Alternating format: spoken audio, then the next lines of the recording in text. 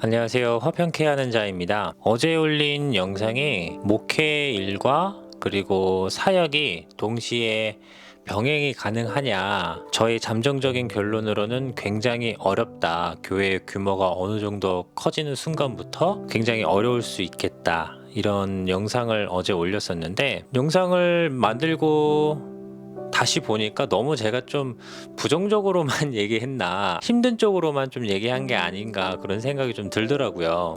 근데 저는 그렇게 굉장히 힘들고 어렵더라도 목회자가 일을 해야 하는 상황이 반드시 올 것이고, 앞으로 한국 교회에서의 목회자의 역할이 단순히 교회 안에만 국한되어 있는 게 아니라 일터 현장에 나가서 직접 노동을 하면서 목회를 해야 하는 상황이 반드시 올 거라고 저는 생각을 하고 있거든요. 그럼에도 불구하고 그런 상황 가운데에서 이 두 가지 일을 함께 한다는 것은 목회자 홀로는 굉장히 힘들다, 이런 의도로 얘기를 한 거였는데, 좀 너무 부정적으로만 얘기한 게 아닌가.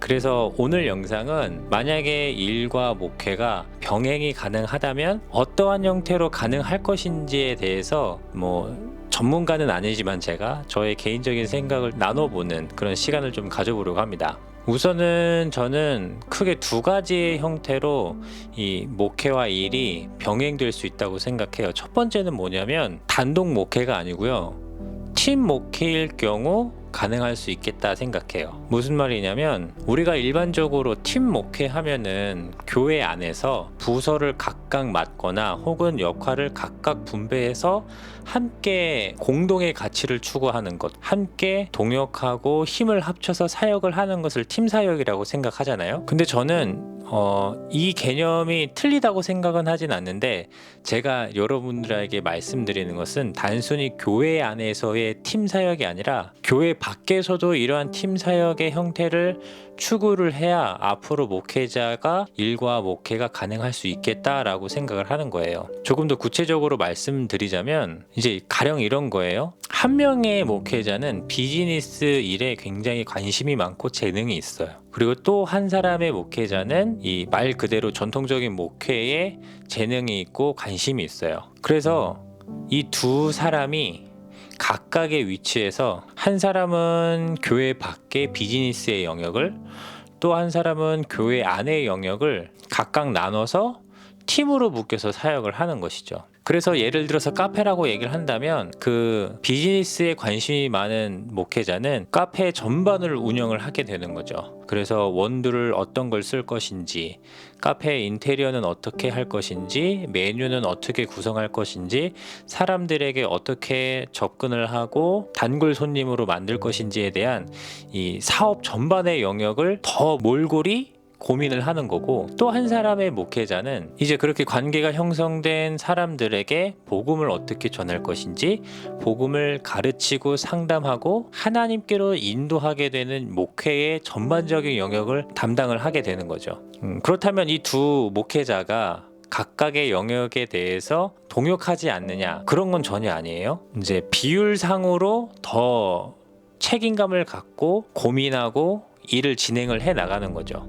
그래서 비즈니스를 담당하는 목사님이 비즈니스의 한 70%, 80%의 책임과 권한을 가졌더라면, 목회를 담당하시는 분 한 20% 내지 30%를 이제 담당을 하면서 카페의 아르바이트의 형태로 들어가서 그 카페를 함께 일궈 나가는 거고, 또 목회적인 측면에서 봤을 때는 목회를 담당하는 목사가 예배의 전반적인, 사역의 전반적인 것을 담당하지만, 또 이 비즈니스를 담당하는 목사님이 한 부서를 맡는다든지 아니면 행정적인 업무를 담당하는지, 이런 식으로 퍼센테이지를 나눠서 서로 동역을 하게 되는 거죠. 제가 왜 이런 생각을 갖게 됐냐면, 이 비즈니스 일과 이 목회의 일의 덩어리가 크다 보니까 한 사람이 이 두 가지 일을 감당하기에는 어느 순간부터는 굉장히 벅차게 되는 거죠. 그래서 아까 전에 말씀드린 것처럼 카페 사업을 벌려놨는데 이것을 진행하는 데 에너지를 너무 많이 소비를 해서 목회의 에너지를 투영할 수 없게 되거나,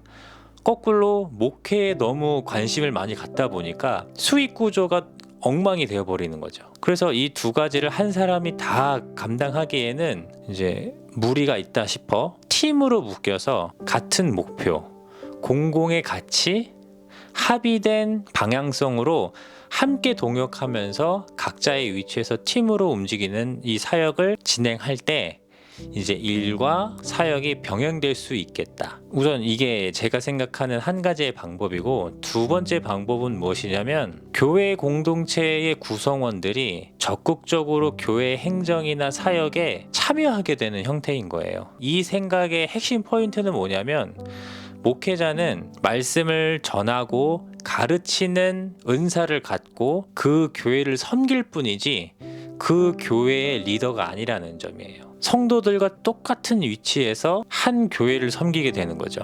그래서 A 집사님, B 장로님, C 권사님, 직분이 있든 없든 모든 사람들과 동등하게 목회자도 자신이 속한 공동체를 자기가 가진 달란트로 섬길 뿐이죠. 그게 말씀일 수도 있고 상담일 수도 있고 이런 거죠. 이러한 형태로 진행하다 보면은 사실 구심점이 없어서 공동체가 흐트러질 수 있다라는 단점이 있을 수 있죠. 그런데 제가 요즘 느끼는 위기의식 중에 하나는 뭐냐면, 성도들이 목회자에 대한 의존도가 굉장히 높다는 거예요. 가령 성경을 읽어도 성도가 성경을 직접적으로 읽고 하나님을 단독적으로 만나는 형태보다 목회자를 거쳐서 하나님께 나간다는 거예요. 사실 근데 이게 제가 느낄 때는, 제 생각에는 종교개혁이 일어난 이유가, 종교개혁 당시 사람들이 이제 성당의 사제 혹은 신부님을 거쳐서 하나님께 나갔었잖아요.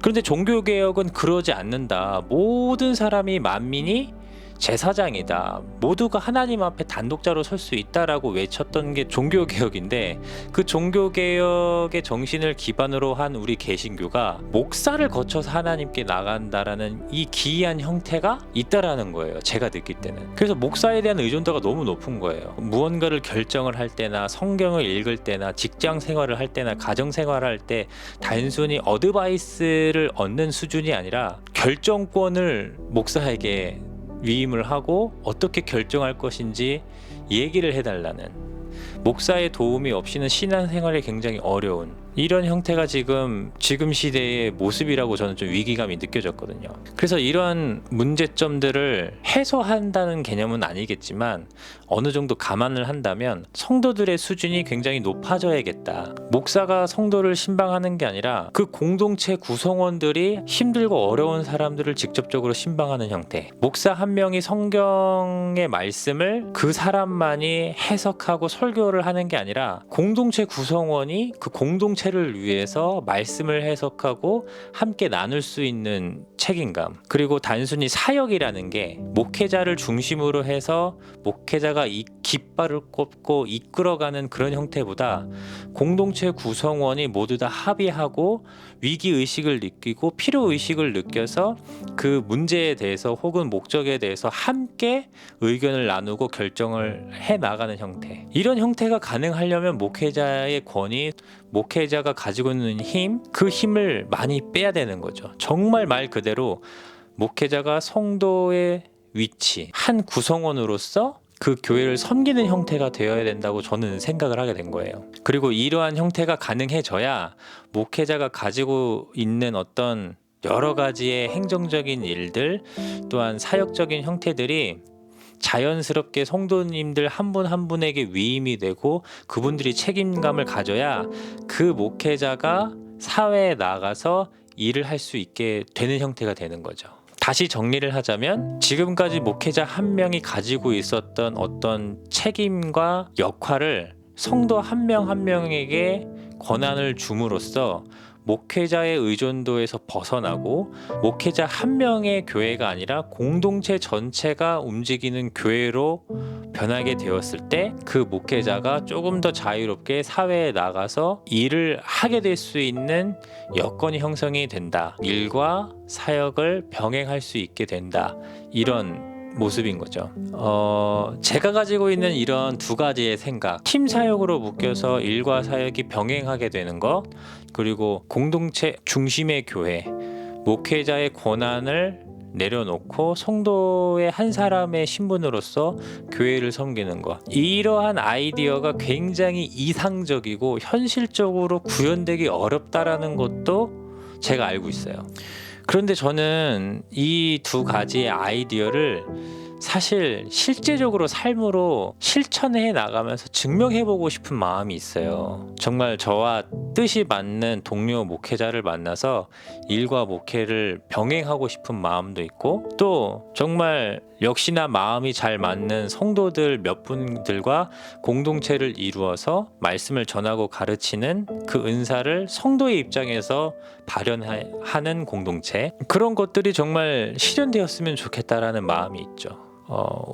저는 그렇게 생각을 합니다. 저 나름대로의 일과 사역의 병행에 대한 답이지만, 이러한 아이디어들이 더 많이 공유가 되고 이 아이디어에 대해서 공감을 하고 또 뜻을 함께 할 수 있는 동역자를 만난다면, 그렇게 해서 힘을 조금씩 모으고 마음을 나누고 더 생각들을 공유하고 뜻을 찾게 되면은 반드시 이루어질 수 있는, 실현 가능한 답안이 되지 않을까, 저는 그렇게 생각을 합니다. 오늘 영상은 여기까지 하겠고요. 제가 가지고 있는 이런 생각에 대해서 좀 동의 혹은 반대 하시는 분들이 있다면 댓글로 남겨주셔서 여러 가지 의견들이 좀 나왔으면 좋겠다는 생각을 해요. 동의하시는 분들의 답글이 있다면 저는 힘을 얻을 수 있겠죠.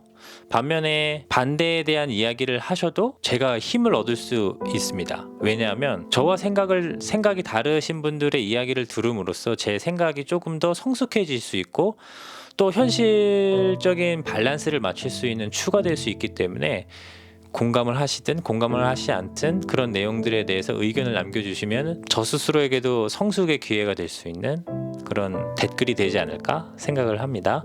내일 이 시간에도 좋은 영상으로 여러분들께 찾아뵙도록 하겠습니다. 좋은 시간 보내시고요. 샬롬.